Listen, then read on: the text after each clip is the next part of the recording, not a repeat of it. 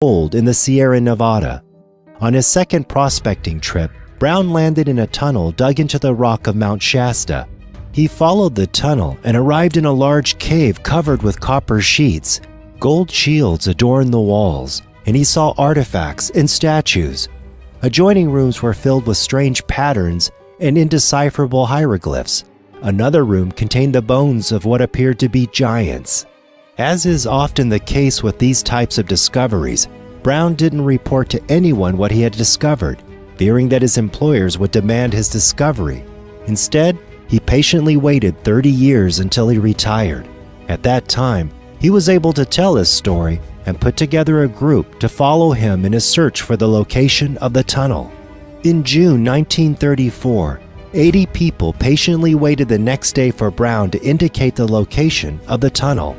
But during the night, he mysteriously disappeared and was never found. Stockton police investigated the matter and came to the conclusion that Brown was probably abducted. Without Brown to serve as a guide, the tunnel and all its treasures have never been rediscovered. The Lemurians are not the only mysterious beings to inhabit the slopes of Mount Shasta.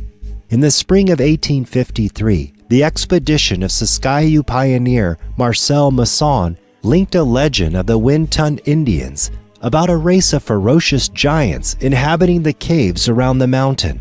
Other stories tell of dwarf-like creatures that have been seen quite often since the 1930s by people picnicking and hiking on the mountain around the strange geological formations known as Siskiyou stone circles. It's not uncommon either to hear, coming from this place, an incredible melodious music whose echoes will be lost until the neighboring cities. There have been Bigfoot sightings on some of the more isolated areas of Mount Shasta, strange animals that did not resemble any other species living in America.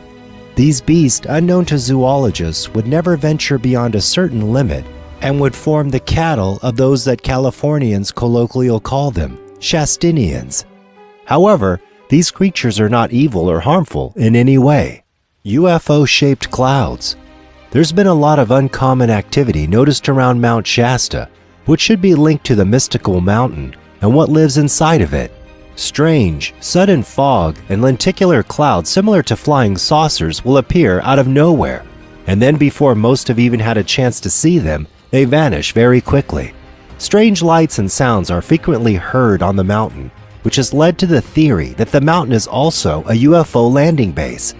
We also note that just north of Mount Shasta in Oregon, there are also very interesting places such as the Oregon Caves and Crater Lake.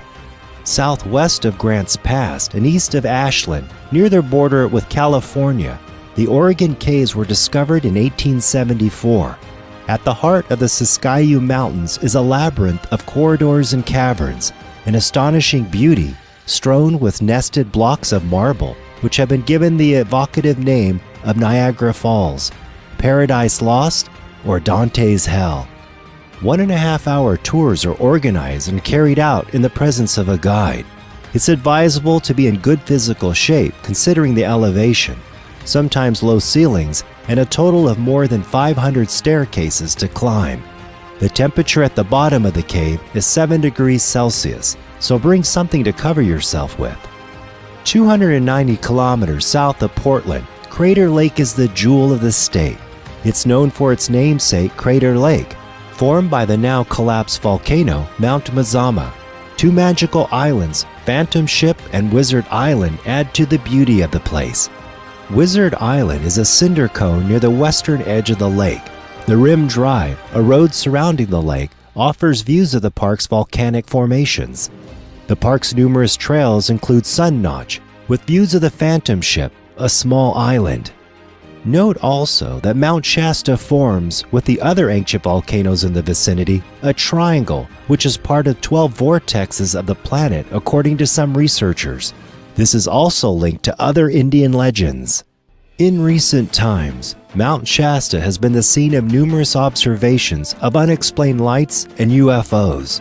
In Now I Can See, Miracle at Mount Shasta, Hannah Spitzer connects her own encounter with a very bright white light that quickly slipped onto the road, illuminating it, shining like the light of day. The next morning, Spitzer woke up to find that she no longer needed glasses, which she had worn since childhood, and her vision had been healed. Many of the stories about Mount Shasta seemed too fantastic. However, the volume of reports seemed to lead to the undeniable conclusion that there is something unusual in this sector.